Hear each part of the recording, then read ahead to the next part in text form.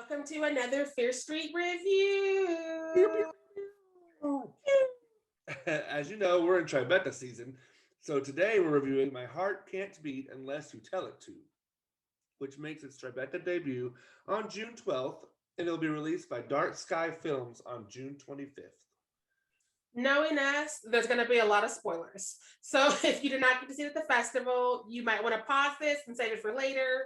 Or if you like spoilers, go ahead and rent this. But it'll be here living on the internet indefinitely because the internet is forever. Right. And ever. And like we said, Dark Sky Films is releasing it on June 25th, so it might be available for you by then. So who knows? So in the film, it follows siblings Dwight, Jessie, and Thomas as they struggle to keep up with Thomas's ferocious illness, a need for speed. A need for human blood. Same thing, right? Pretty much, yeah. Blood, speed, yeah. I thought this was a really cool concept. We often see families go to great lengths to take care of a loved one, and that a moral tie to family, especially in the Midwest, where family first. And so it was kind of interesting to see this movie take it a step further and be like, what if the person you're stuck taking care of or you feel you have to take care of needs blood? And what does that do to you as a person if you have to get them the blood? Right. And especially it highlights class issues, especially with people who are having to, like you said, take care of a loved one. Hopefully you're not having to take care of them because they need to have blood. But if you are, the blood banks are kind of low right now, so I don't know what to tell you. Maybe if they let gay people give blood. Just saying. Anyway, off my soapbox. But yeah, no, I agree. I think that it is a really cool idea, and it was the focus of this film helped it a lot. One of our biggest criticisms of usually, and one that we usually can both agree on, is when films try to do too much. When there's not a good focus and pinpoint and tell me a story without all the frivolous hullabaloo. This one really pinpointed this family. There was no character that wasn't utilized, no plot point that wasn't utilized. Everything was there that needed to be there. Sure, there are questions. Where are their parents? What happened to, but I wasn't asking myself those questions while I was watching it. No, it did do a very good job of establishing the world, because I didn't even ask how did he become a vampire. If it's vampire, I just assumed because of those symptoms I'm used to. I did ask if he was a vampire. But I just kind of accepted that he was vampire-ish, and I probably wasn't going to get that answer. Right? I was just like, this is the world. We're taking care of this person who needs blood, and they're shielding him from how they get the blood, which is tearing them apart a little bit, because I don't think they enjoy killing people, even though they've started playing with that moral area of who is expendable and who can we kill and justify it in ourselves. The weird thing is, I think Dwight and Jessie are at very different places with that, because I think Dwight is very conflicted with it, and Jessie isn't as much. She's very much like, we got to get this job done, and we're going to do it any way we can. Jessie is definitely family first. That is her priority. That is all she knows. That is all she cares about. She will not hear your logic. Her brother needs blood. We're going to get the blood. Her other brother might be trying to run off with a sex worker, so that sex worker is going to go away. And we'll use it for blood. Whereas Dwight is still kind of we have to maybe think about quality of life here, which is another conversation he's having, even though it's buried under all these other layers, is quality of life. Dwight a couple times is maybe we should think about not doing this, and she's like, but he needs it. And that is a conversation we overhear a lot of people having to make, especially as friends of family get older or become ill, and they happen to be the person who's in charge of those choices, which are hard choices to make for anybody, let alone your little brother who doesn't even know he's sick. I don't know what he thinks is going on, but he did not understand what was happening until the end. Yeah.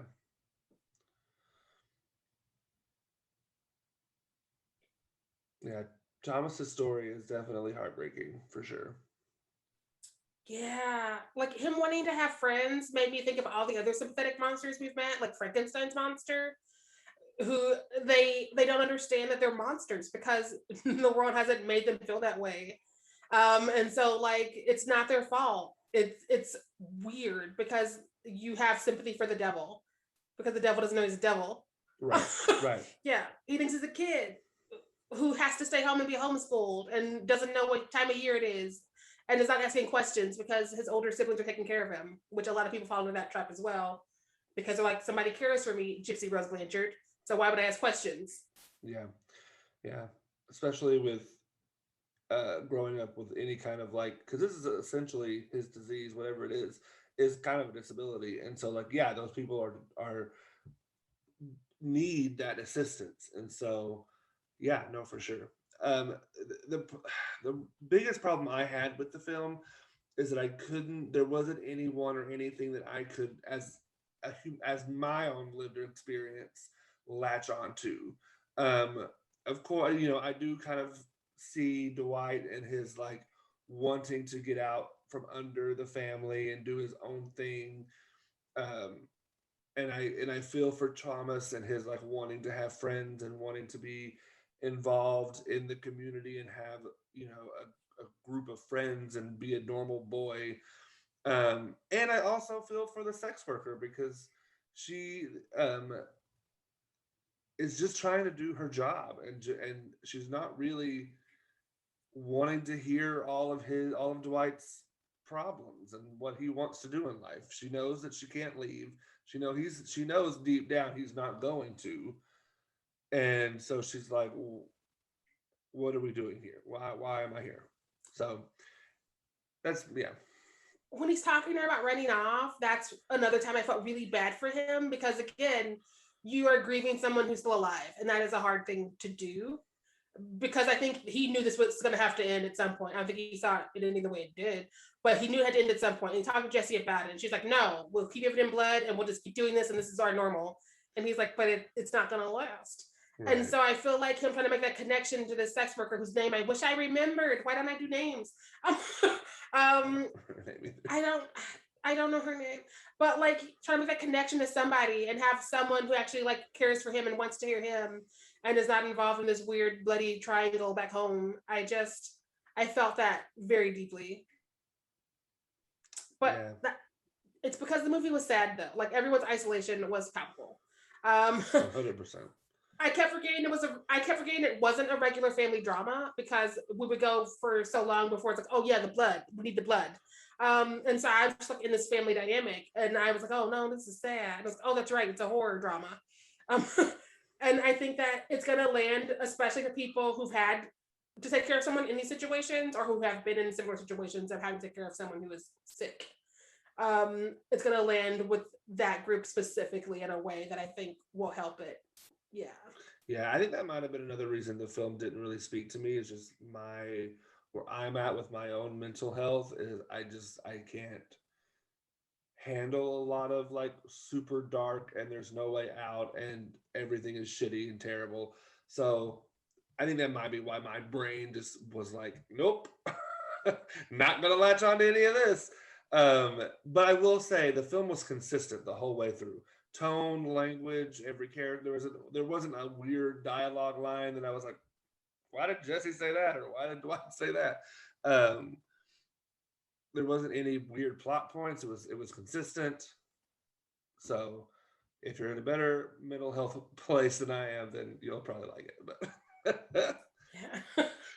Yeah, no, because like it's definitely a yay for me.